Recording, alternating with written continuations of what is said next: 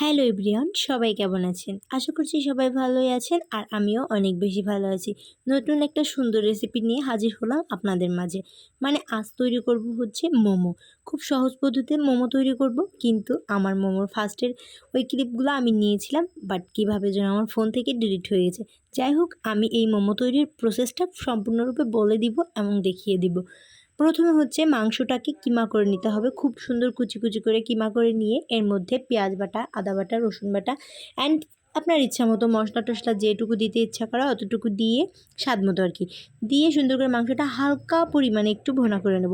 আসলে এটা হচ্ছে কাঁচাই কিমাটা তৈরি করার পর কাঁচা পুরটাই হচ্ছে এই মোমোগুলোর ভিতরে ভরে দেওয়া যায়, বাট আমি হচ্ছে একটু অল্প করে কষিয়ে নিয়েছিলাম, কারণ আমার কাছে ওই কষানো মোমোটা খেতে বেশি টেস্টি লাগে।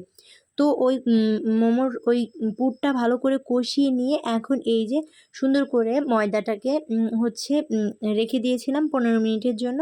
কিছুটা লবণ, একটুখানি তেল আর জল দিয়ে সুন্দর করে মথে নিয়ে রেখে দিয়েছিলাম 15 মিনিটের মতো। 15 মিনিট পরে সুন্দর করে ভালো করে পাতলা পাতলা, একদম পাতলা নয়, মানে মোটামুটি আর কি, মিডিয়াম সাইজ করে বেলে নিয়ে এরপর হচ্ছে ওর মধ্যে একটা একটা করে পুর ভরে দিয়ে সুন্দর করে মোমো শেপ দিয়ে নিতে পারলে মোমো কিন্তু রেডি। এরপর আমি হচ্ছে একটি রাইস কুকারের মধ্যে কিছুটা জল ফুটিয়ে নিয়েছিলাম।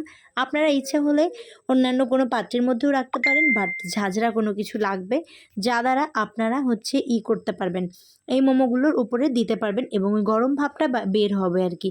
আমি রাইস কুকারের জন্য ভালো করে খুব সুন্দর করে আর কি আমি গরম জলটা ফুটিয়ে নিয়েছিলাম। এখন এই যে মোমোগুলো দিয়ে দিয়েছি একটা একটা করে। আসলে এই মোমোগুলো দেওয়ার ক্ষেত্রে কিন্তু অনেকটা বেশি ফাঁকা ফাঁকা করে দিতে হবে, না হলে কিন্তু একদমই একটার সঙ্গে আরেকটা লেগে যাবে, কারণ সিদ্ধ হওয়ার সময় এগুলা হচ্ছে অনেক নরম হয়ে যায় আর একটার সঙ্গে আরেকটা লেগে যায়। আর এই যে ঢাকনা দিয়ে ঢেকে দিলাম, ঢাকনা দিয়ে ঢেকে দেওয়ার পর প্রায় 15 থেকে 20 মিনিট, আমি এখানে প্রায় 22 মিনিট মতো বয়েল করে নিয়েছি। এবার বয়েল করে নেওয়া শেষ হলে আমি ঢাকনাটা উঠিয়ে দেখাচ্ছি। আসলে প্রচণ্ড পরিমাণে ওই গরম ধোয়ার কারণে বোঝাতে পারছি না, বাট এখন দেখুন কতটা পরিমাণ সুন্দর হয়েছে। আমার মোমো কিন্তু অনেকটা বেশি লোভনীয় হয়েছিল আর খেতেও খুব টেস্টি হয়েছিল। আপনারা ইচ্ছে করলে বাসায় এভাবে তৈরি করতে পারেন। প্রথমে পুর তৈরি করে এরপর ওই যে ওই ডোর মধ্যে একটা একটা করে পুর ভরে দিয়ে ব্যাস মোমো শেপ দিয়ে নিলেই মোমো কিন্তু রেডি। মোমো তৈরি এমন তেমন কঠিন কিছু না, অনেকই ইজি, তাই আপনারাও বাসায় ট্রাই করে দেখতে পারেন। আর আমার বাসায় তো সবাই খুব পছন্দ করে, বিশেষ করে আমার ভাগ্নে ভাগ্নিরা তো অনেক বেশি পছন্দ করে।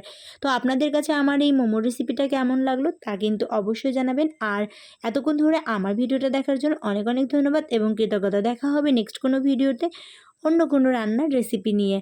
আর অন্য কোনো রান্নার রেসিপি দেখতে হলে অবশ্যই আমার এই চ্যানেলে চোখ রাখতে হবে। তো দেখুন মোমোটা কতটা লোভনীয় হয়েছে।